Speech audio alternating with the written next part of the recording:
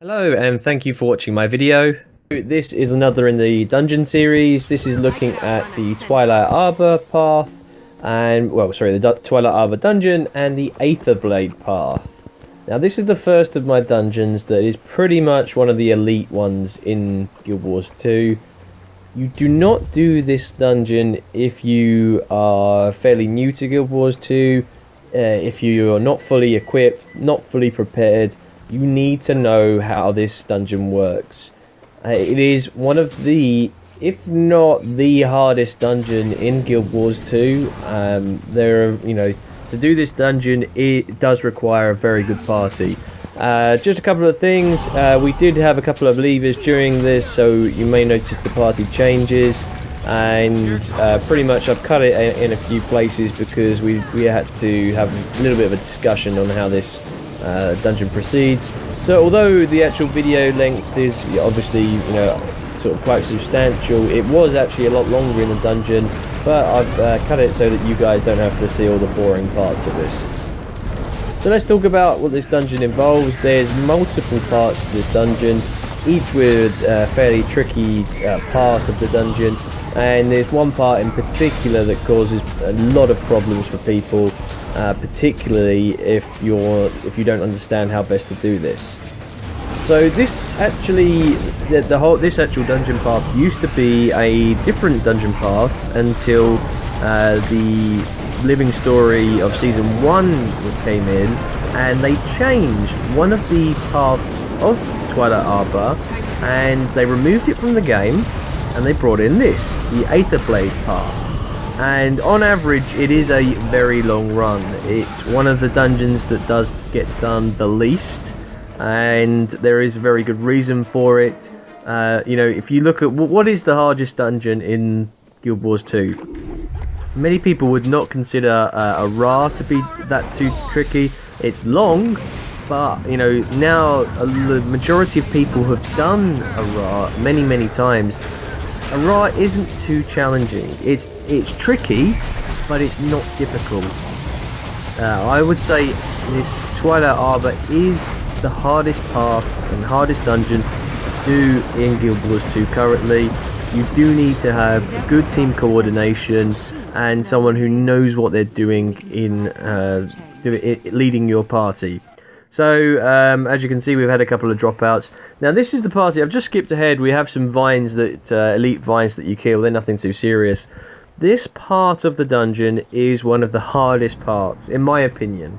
Some people believe it's fairly easy. That's understandable. But from my point of view, what we have to do here, you have two oozes that are enemies, but you have to coat yourself in pheromones and pull the actual oozes to the gate. Now there are two oozes, one for each side, and both have to be completed or reach the gate within 10 seconds of the other one, otherwise it resets. So that's where the challenge comes in, timing it so you're both moving the ooze at the same time towards the gate. In the meantime, fire elementals will spawn and will attack the ooze using condition, or using CCs and damage. And this is where it does get problematic. So I'm doing this. I want to show you guys this run here. So you can see here, if you use a lot of AOE, as I am doing on my staff, you do run the risk of actually damaging your ooze. Obviously you're trying to get the ooze to the end, and it is you're going to fail if you keep doing that. And that's where the main challenge in this part of the dungeon comes in. First of all, timing it so you both take the ooze at the same time. Secondly, not killing your own ooze. And thirdly, making sure that the fire elementals are all distracted enough so that they don't target your ooze. And that's where the challenge comes in. Here come the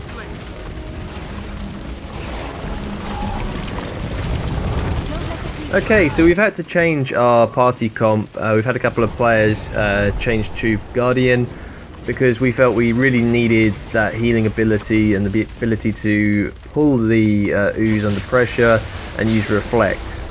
And this is bit I tell you, it took us a long time to get past this bit. You'll notice that I've swapped to focus to use sort of swirling wind to reflect the projectiles.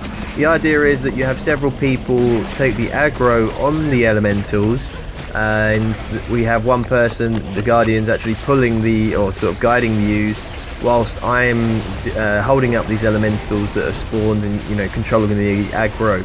So you'll notice as well as the two people on the left hand side have that little indicator above their heads. So that is the pheromone that allows the use to come in, and that's it. So the left hand side have got theirs done, and now we've got ours oozed to there, and the gears have been oozed, or gears have been greased, and we're going to progress into the next stage of the dungeon.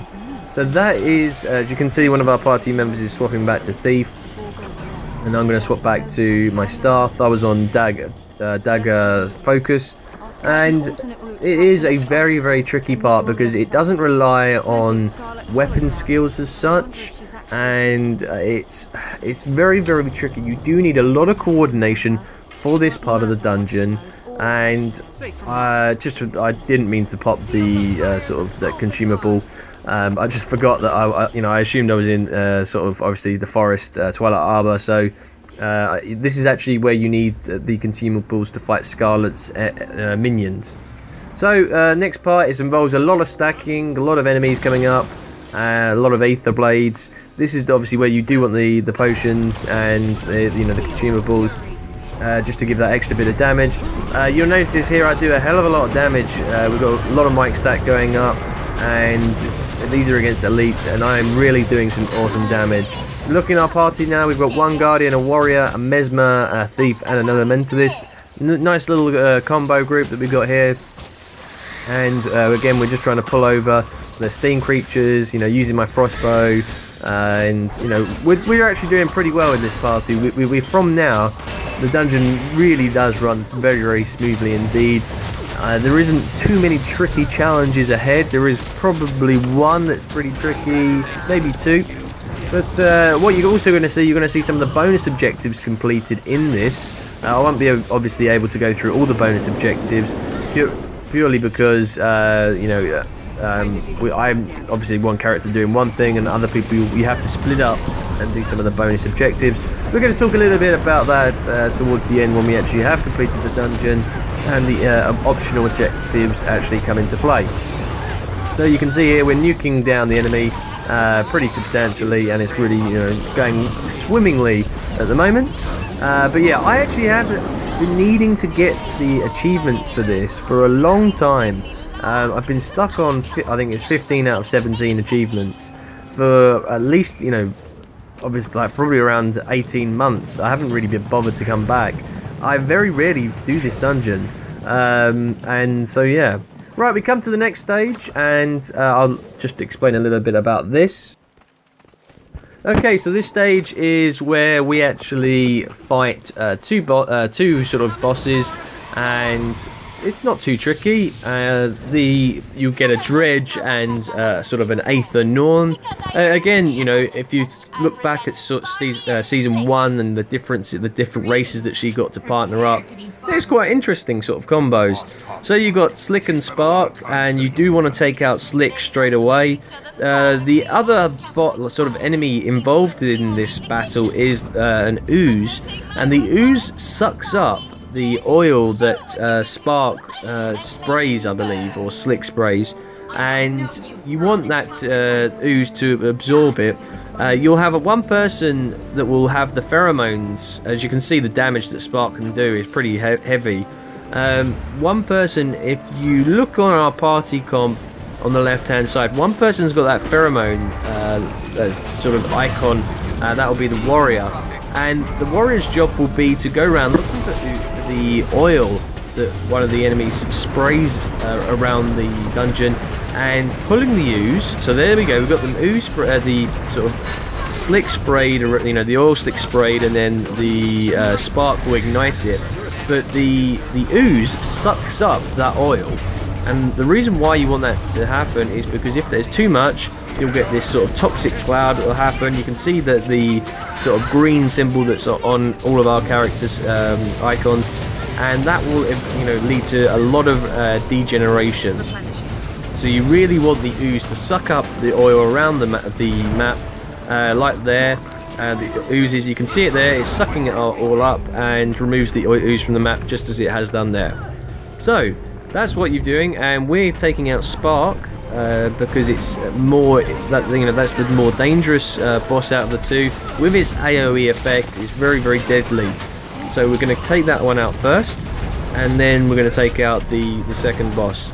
And obviously the second boss will be a little bit harder because it will be sort of enraged. You can see that little sort of angry smiley face on his character bar. And you know, we're going to nuke him down, and still you've got the oil going around, sort of the ooze, and you've got people with the pheromone symbol. Their job immediately is to get out, sort of don't bother worrying about the combat, focus on making sure the ooze picks up all the oil sprayed around the map, because you're going to help the whole party out by doing that. So there's sort of a couple of different sort of elements to this part, you know, this sort of dungeon. I will make a little, just a little point and say a big thank you to, you can see the person, Raffian, making all the little comments. He actually has done this dungeon a number of times and was an excellent guide for this. You know, he made sure everyone was well aware of what to do, and you know, we stacked well on him. He was extremely useful in giving us sort of ideas and explanations, and generally was a very, very good leader in the dungeon. We had one of the warrior in our party had never done this before, and so we took the time to explain, made sure everyone was clear on what to do, and doing this we actually progressed a lot quicker and a lot more smoothly than if we just go assume everybody knows what they're doing. So this is one of the dungeons you need to take the time to explain, and you'll notice through the cuts that we do, or that I do during this episode, that you know, we do take the time to just quickly explain. So here we have like a steam mask, sort of as we progress here, we stack in these particular areas so that, you know, when we pull the mobs. Alright, you know, a lot of people don't like stacking. It is the meta and how it's best how, you know, to do this dungeon, because you do restrict a lot of the damage that the Aetherblades can do, because obviously you're stacked behind an object and they have to come straight towards you. Admittedly, the AI not brilliant in this case, but you know, you can see the damage that I'm getting here. I accidentally rolled away and I couldn't see what I was doing. This is hopefully where the new camera angles will make things a lot easier. But again, we're rolling through the dungeon pretty smoothly, no major issues. We're taking down the mobs pretty quickly, and no real general problems at this point, because again, you know, we're having a very good player that's leading us, giving us good advice and good strategy on where to stand, what to do, making sure that we all know what we're doing. So you see here, this is a major component of this dungeon, the holographic generators. The idea is that you destroy the holograms nearby the generator and it destroys it. However, it has a side effect. You'll notice on me I'm picking up some confusion.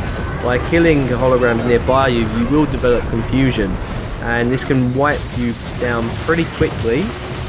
You'll see a couple of times that I do get down because I'm standing too close when I kill these holograms.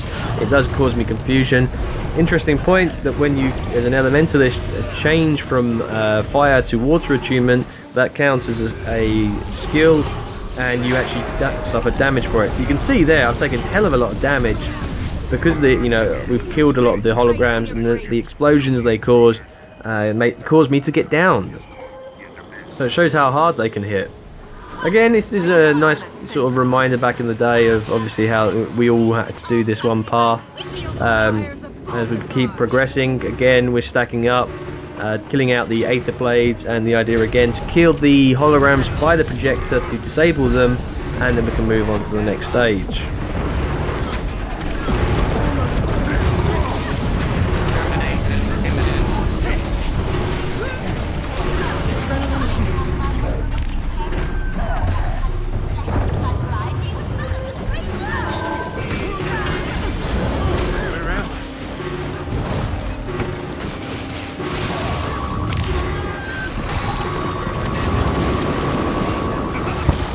point there, you might have noticed that steam creature sort of watcher come sort of appear. If you do not take that watcher out, they will keep spawning enemies, and it is very crucial that you actually do take them out as quickly as possible. It did actually, we had killed one earlier, I forgot to mention sort of just prior to this point, we did kill one and some elites. You might have noticed the comments by one of my party members saying what order we should take them out. So you can see here I'm really struggling for health, being a squishy elementalist Zerker. I'm not the easiest person to keep alive, but I do a hell of a lot of damage. As you can see by some of the numbers I've been getting, I am probably the highest damage output of the party, doing more damage than anybody else. But again, I can get down pretty quickly. So you can see here these numbers I'm getting pretty damn high. So always 2,000-3,000 hits, and I'm getting multiple times. And with crossbow, damn, we're cleaving them down very, very quickly. We do have a lot of good DPS in this party. Our warrior is very good, and obviously we've got a thief as well. And so now we progress into another area. So this is where the watcher is. It wasn't before, it was after. So you can see that watcher, that steam watcher there.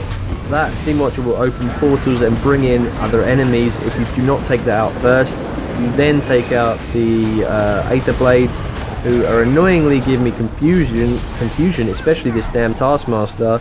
And this is, I think, where you'll see me. We split up. So you can see me, I've got 5 confusion, and I'm trying to heal, but I'm getting confusion as I heal. So annoying that is, but we eventually get through this, and we come to sort of the next tricky boss. And this is the thing about this dungeon, that each stage of this dungeon really does have some tricky elements to it. And if you're not a well-organized party, you will fail at this.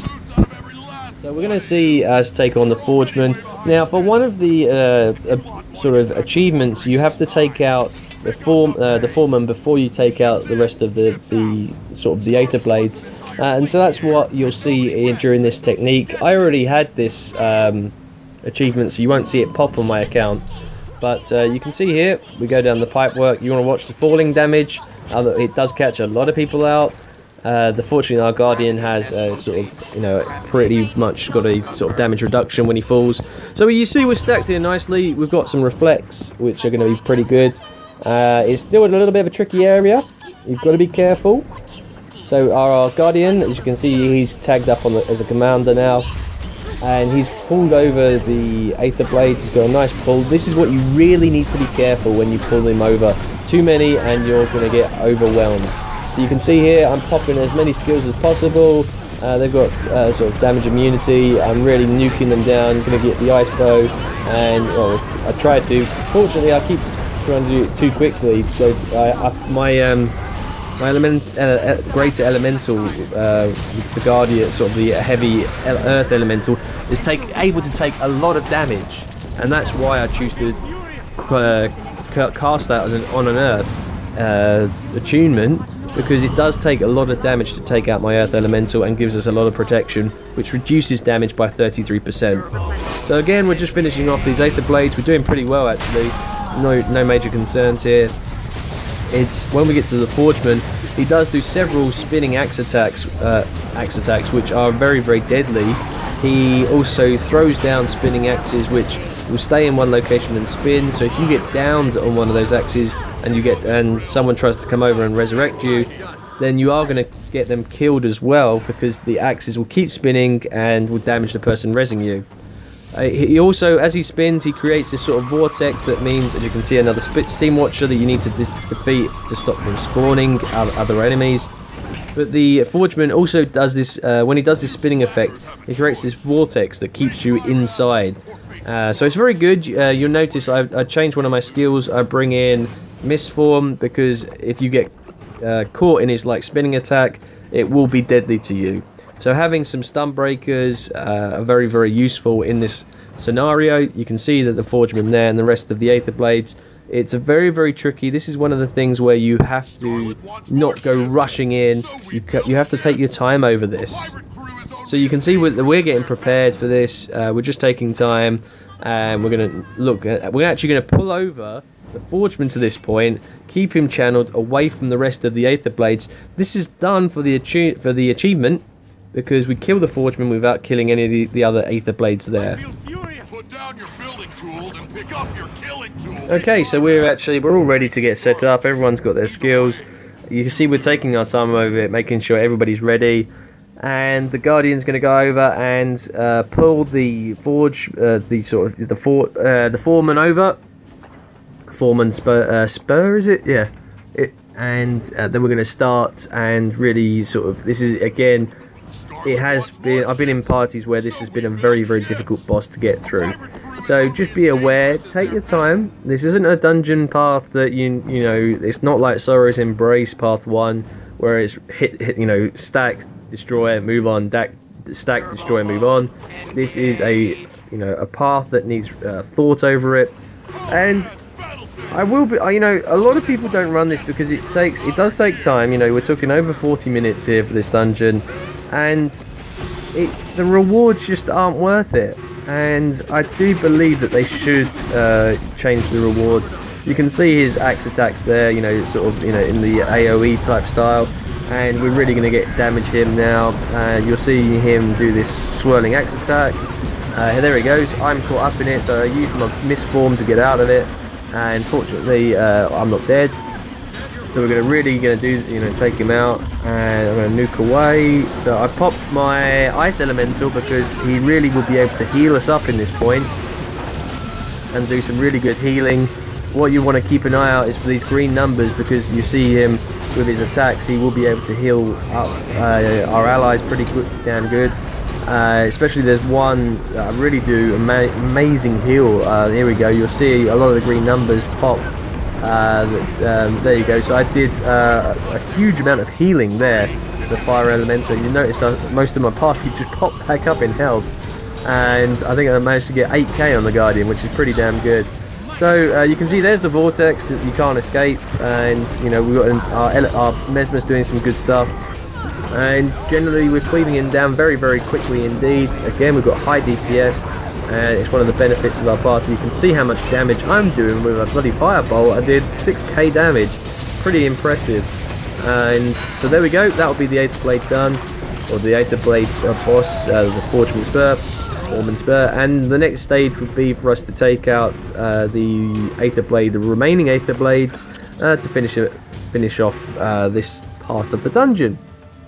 So I'm going to let you guys watch the rest of this, just, you know, us, basically our party, kill the rest of these guys. You'll see there's not much strategy to this. This is a bit of a, you know, they're only veterans, so it's go in and kill them all. So I hope you enjoy this, and we'll catch up in a bit.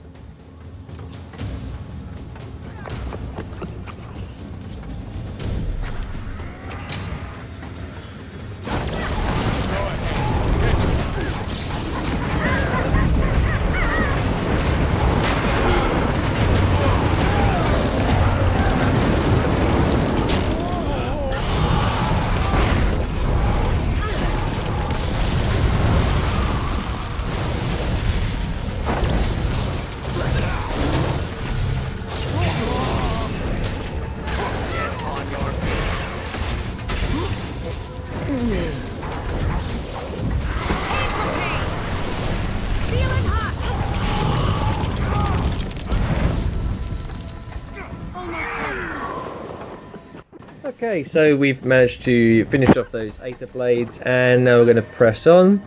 And this next bit's an interesting bit, very obviously a bit more different to the rest of the dungeon in the type of challenge that involved. But that's, I think, one of the unique things about this dungeon. It isn't just about, you know, going through and smashing, killing all these enemies. This actually requires strategy, it requires teamwork, it requires coordination. And this part of the dungeon, you know, covers many of those aspects. There are 4 little sort of platforms that raise up one at a time. The idea is one person will go and jump on the pad, the next person will, and the next person will, and the next person will. There is an electrified field that sort of moves around the room, sort of you can see here as the pattern sort of changes. You have to do it one at a time, otherwise you'll get knocked back and sort of killed basically. So the idea is that you each get on one. Slight interesting point, if you get electrified you get that bar above your head, and you then therefore cannot jump up onto the platform, because you see the platform in the corner top right over there has that sort of donut ring above it, meaning that if you get electrified, it's like a positive negative type thing. It will sort of repel you from getting there. So you can see I try and get up on the panel, however that panel does electrify straight away. Not a clever thing to do. I thought I might be able to get away with it, but no. So you have to wait. You can see now that panel has raised up, but you see my colleague there actually went through it, was caught by the electrical field, so had that bar above his head, and so therefore now I'm going to jump on this panel here, and there'll be one final panel in the top left. Now what will happen after all these panels are raised, you will sort of spawn out a sort of a hologram, and the idea is to pull the hologram to the door, and then sort of you'll be able to activate the door. I think you have to kill him, and sort of you progress through the door. So that's the main stage. I know on a couple of occasions we've been stuck on this bit because we haven't been able to pull over the hologram to the far door. It's where it spawns where I am at the moment, and then actually has to be pulled to the other side of the room. I misunderstand what my colleague my party member was saying here, because the hologram's attacking me. So I actually ran down.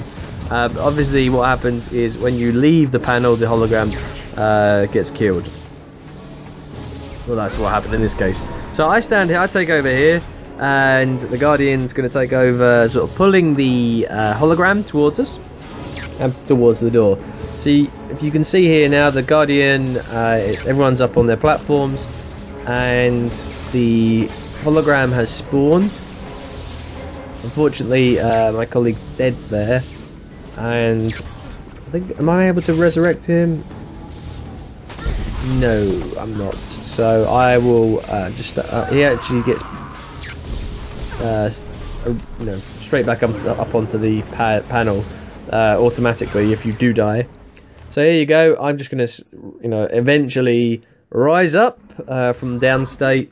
In the meantime, the Guardian has gone over to try and pull over that hologram, which unfortunately I'm looking the wrong way. I'm just actually sort of focused on again. So there you go, hologram's over, and the gates then activate. We kill the hologram, and the hologram, the door's then charged, and so we're then through.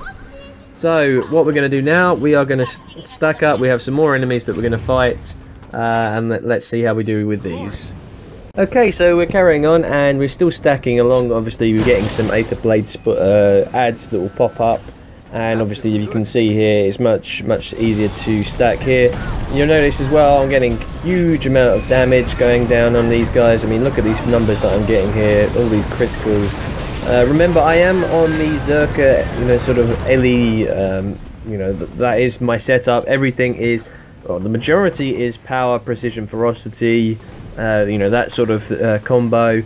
And that, now we approach a tricky boss. It's the final boss of the dungeon. This is the Clock Heart. Now the Clock Heart is, it can be extremely difficult if you do not know what you're doing. There are two parts to the final boss. The first part involves a lot of the holographic shield generators and a lot of holograms, and this is where the floor will be electrified, and when the floor is electrified, you will die pretty damn quick. The holograms again cause extreme damage and confusion to you, so you want to be wary when destroying the holograms pretty close to your location. So as you can probably see here, one of my party members is doing a great explanation, Rathen. He's explaining exactly how this dungeon should work. So if you can see the text that we've got going here, he's doing a very good explanation of how this dungeon and how this part of the dungeon actually run through. Now he's a very experienced dungeon runner, and I would advise, if you ever want to learn how to dungeon, he's a good person to go with. So you can see here he's actually finished off. I cut that bit in.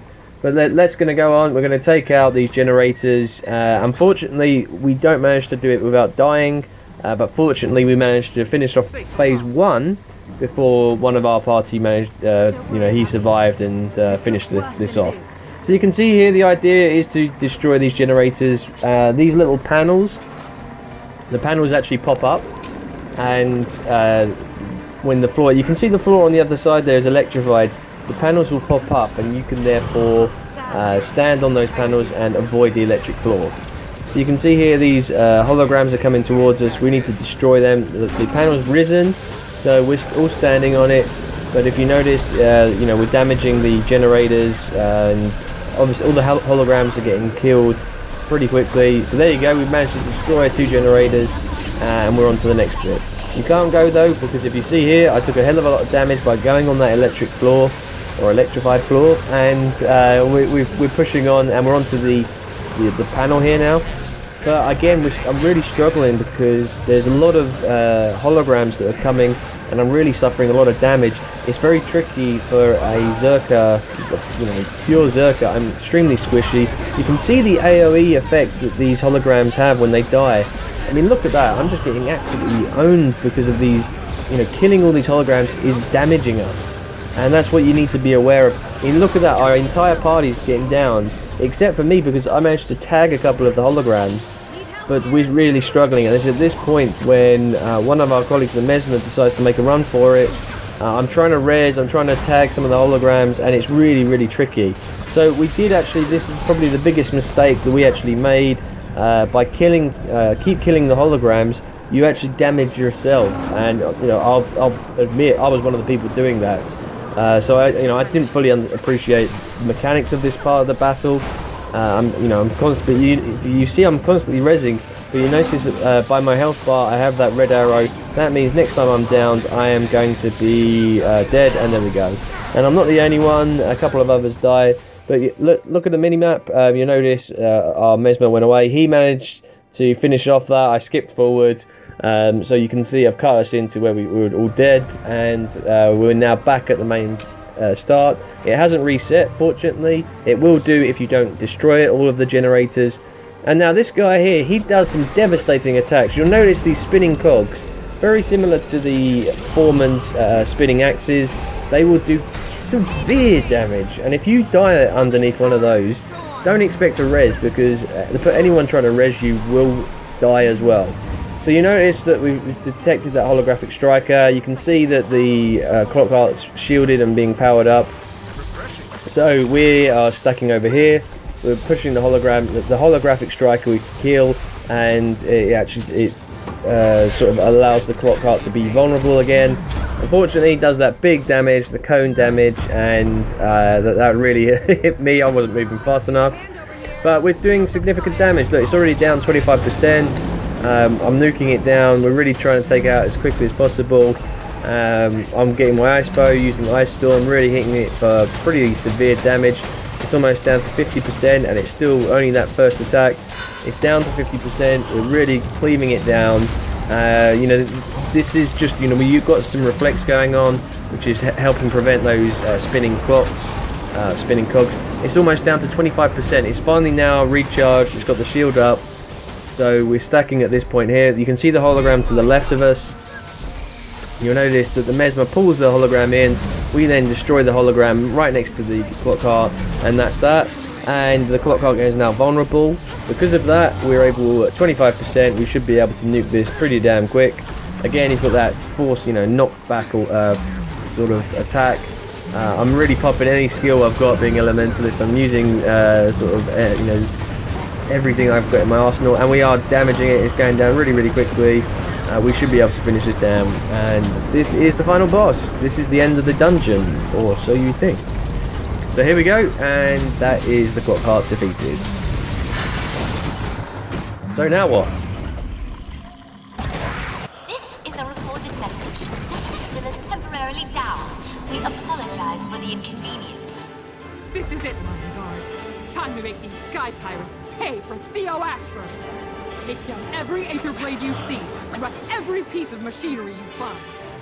We're not leaving until this entire place is a dead, smoking hole in the ground. That'll send Scarlet the message. You can't hide from Lion's Arch Justice. Okay, so look, we've done the Aetherblade facility. This is the achievement, you know, the ending. But look in the top right, we have a lot of optional sort of objectives. One is to prevent the Aetherblade officer from escaping. One is to use EMP grenades on the Aetherblade airship. One is to clear out the remaining Aetherblades without losing the Lion Guard. And the other is to open the chests. Now please be aware, I'm not going to show you every single one of these options because I can't be in all the places at once. So the first thing we're going to do is to stop the Aetherblade officer from escaping the facility. Watch where I'm going because you'll notice here that this is where the Aetherblade officer is. Obviously he's sort of not hostile to us, but now we're really taking him down, cleaving him down, you know, using CC on him, and he's dead. Look at that, I've got the achievement there. That means I've got 16 out of 17, so I just need to finish off the rest of these achievements. We've got 2 gold actually for this dungeon run. I'm going to nuke a few of these guys to get the Lion Guard secure first. Then my job will be to go and find some of the chests. Believe me, I hadn't done this in about 6 months. I really did not know my way around this dungeon, and I was a little bit confused. While my colleagues are finishing those off, I do actually have 6 Aetherblade keys in my inventory, and is saving for a time like this. I didn't manage to get all the chests. I took the 3 difficult ones. There's 2 that are underwater that are both close together. The other 3 are a little bit further away. So you'll notice on the minimap, look at the area that was left sort of unexplored, and this is the part that we're going to. I actually went the wrong way initially. I sort of went back the way we came. But you'll notice on the minimap there's sort of that the Lake of Fear area, and that's the part we need to get to. But we've got a 10-minute timer, and you know, we've used 2 minutes already, and we haven't got a key, so we're getting a bit worried. But just follow the way I go, and you notice I jump up here, and you will find exactly where 3 of the keys are, or 3 of the chests are. The other 2, again, I'm not too sure where they are. They are underwater. I couldn't remember which way it was to get underwater. So I'll come in this area here. You can see that Aether chest up there, but you have to come from the other side to get that. So I'm looking around thinking, can I go underwater? What's going on? Okay, so we go up, and remember, you need to get all these optional objectives to get the 25 points, you know, to complete the final sort of achievements, which is what I needed, and that was why I desperately wanted to do this dungeon and this path in particular. So there's nothing this way, and going back this way. Let's have a look. Ooh, okay, I'm a little bit confused. I probably should have gone back the other way. Let's have a look around. Okay, so then I look around and I'm looking up. So there's must be another way. So I come back and I'm thinking, yeah, I'm like, oh, I'm panicking because I'm like, this is the final bit and I haven't got the key. I don't know where them are. I'm like, oh, where are they? I'm at the same place again. And then I finally come the right way and I'm like, oh, okay. There's the chest. Ah, there we go.